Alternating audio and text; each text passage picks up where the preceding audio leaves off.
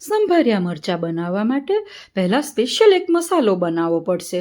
તો એક બાઉલમાં 2 ટીસ્પૂન લાલ મરચું પાવડર, અડધી ટીસ્પૂન હળદર પાવડર, 2 ટીસ્પૂન ધાણા જીરું પાવડર, અડધી ટીસ્પૂન હિંગ, 2 ટીસ્પૂન કસૂરી મેથી, 2 ટીસ્પૂન મેથીના કુરિયા, 2 ટીસ્પૂન રાઈના કુરિયા, અડધી ટીસ્પૂન સૂંઠ પાવડર અને 2 ટીસ્પૂન વરિયાળી. બધો જ મસાલો મિક્સ કરીને સ્પેશિયલ મસાલો તૈયાર કરવો. મરચાં માટે લાંબા અને કડક મરચાં પસંદ કરવા. એક બાઉલ સમારેલા મરચાં લેવા. તાવડીમાં તેલ રાઈનો વઘાર કરવો. તેમાં સમારેલા મરચાં ઉમેરી દેવા.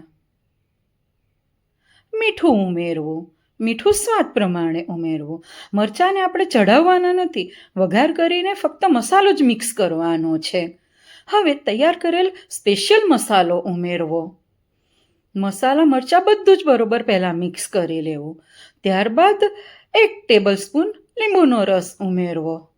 લીંબુનો રસ, બધા મસાલા અને મરચાં બરોબર મિક્સ કરી લેવું.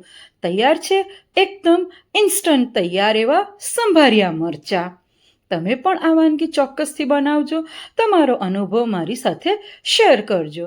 મરચાંને ડીશમાં લઈ પૂરેપૂરા ઠંડા થવા દેવા. ઠંડા થઈ ગયા પછી જ ઉપયોગમાં લેવા અને કાચની એરટાઇટ બરણીમાં પછી ભરી લેવા. તાજા તો વપરાશે જ, પરંતુ ફ્રીઝમાં 7 દિવસ સુધી સ્ટોર કરી શકાશે.